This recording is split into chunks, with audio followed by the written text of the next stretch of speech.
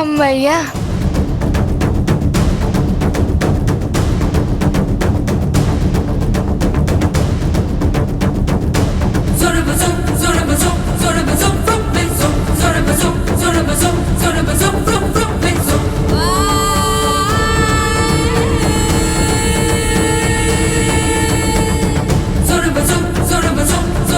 ఐరేంద్రి ఇదిగో అభి phone. Very good వదినా. అభి ఏం చూడలేదు కదా? లేదు, అదలా వాష్రూమ్కి వెళ్ళింది, నేను ఇలా వెళ్ళి తీసుకొచ్చేసాను. ఒక నిమిషం ఆగు.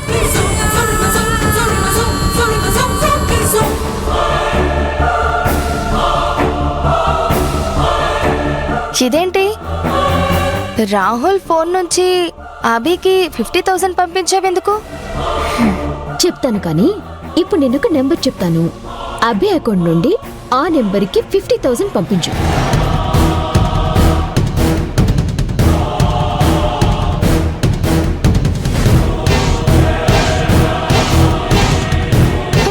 పంపించేశాను.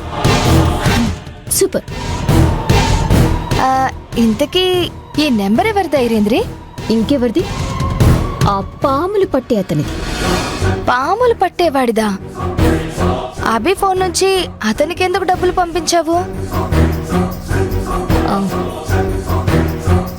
అంటే రాహుల్ అభి ఫోన్ చెక్ చేస్తే అభి మీద అనుమానం బలపడ్డానికి. I'm right? Yes, you are right. Thank you. నాకు తెలుసు. ఏదేమైనా నీది బుర్ర కాదు ఐరేంద్రి, కుట్రల ఖజానా.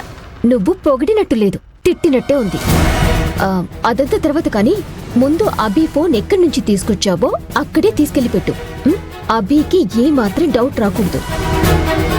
మరి రాహుల్ ఫోన్ ఏం చేస్తావు? ఇది నేను పెద్దమ్మ చేతికిస్తాను కానీ ముందు నువ్వు వెళ్ళొదినా.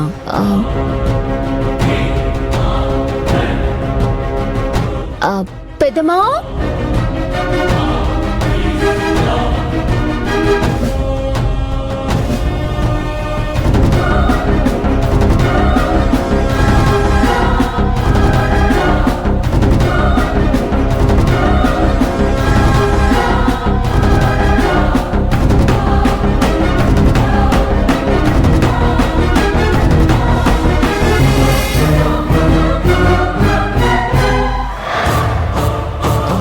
పెద్దమ్మా, రాహుల్ అభి లాన్లో లేరు, కార్ కూడా లేదు, ఆఫీస్కి వెళ్ళిపోయాడు అనుకుంటా. హడావిడిలో ఫోన్ మర్చిపోయి ఉంటాడు. అవునా? సరే, ఇలా ఇవ్వు, నేను అభికి ఇస్తానులే. సరే పెద్దమ్మా.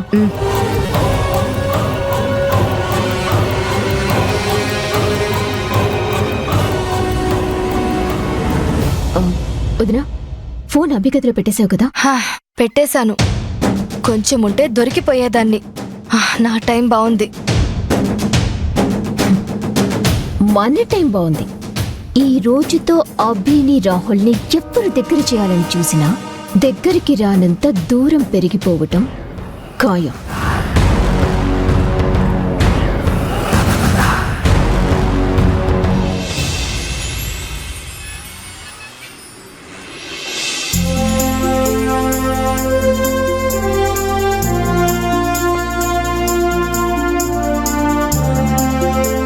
ఈ కాన్సెప్ట్ యాడ్ చేస్తే బాగుంటుంది.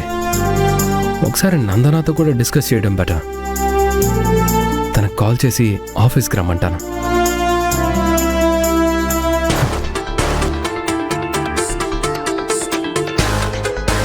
ఫోన్ ఎక్కడ పెట్టాను?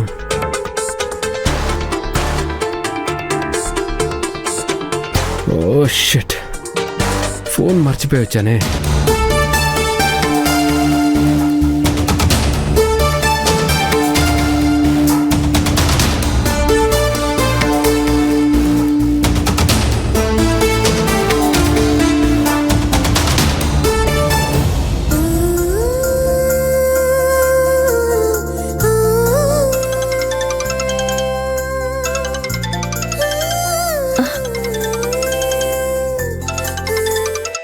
నందన నెంబర్కి కాల్ వస్తుందేంటి? ఈ నెంబర్ రాహుల్ బాబుకి తప్ప ఇంకెవ్వరికీ తెలీదు. ఎవరై ఉంటారు?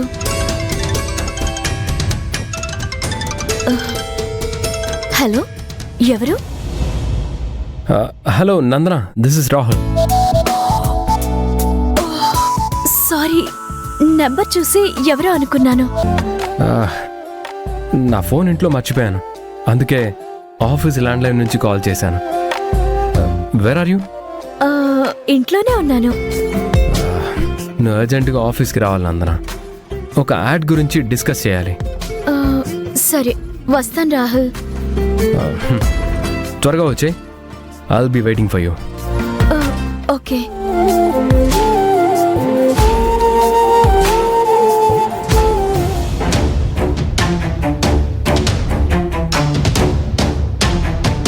అర్జెంటుగా బయలుదేరి రమ్మన్నారేంటి?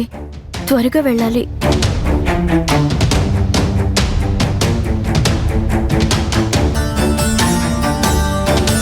అభి, చెప్పండి అత్తయ్య గారు. ఏంటభి ఆ కంగారు?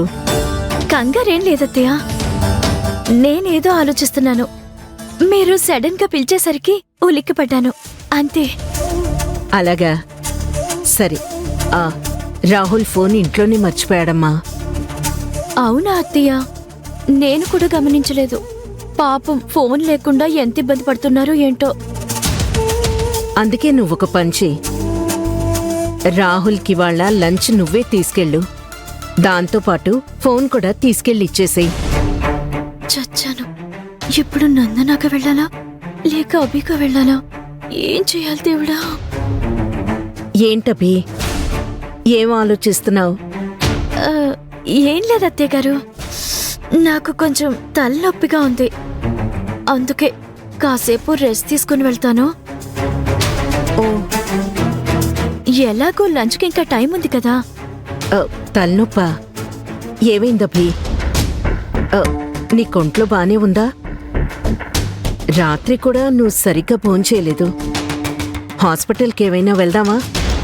అయ్యో, అదేం లేదు అత్తయ్య గారు, కాసేపు రెస్ట్ తీసుకుంటే సరిపోతుంది. సరేనమ్మా, నువ్వు రెస్ట్ తీసుకో. వంట పూర్తవగానే నేను పిలుస్తాను. సరే అత్తయ్య గారు.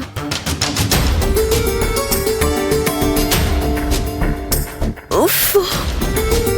ముందు నందనాక ఆఫీస్కి వెళ్ళిపోయి అక్కడ పని చూసుకుని తర్వాత మళ్ళీ ఇంటికొచ్చి లంచ్ తీసుకుని ఆబీగా వెళ్ళాలి.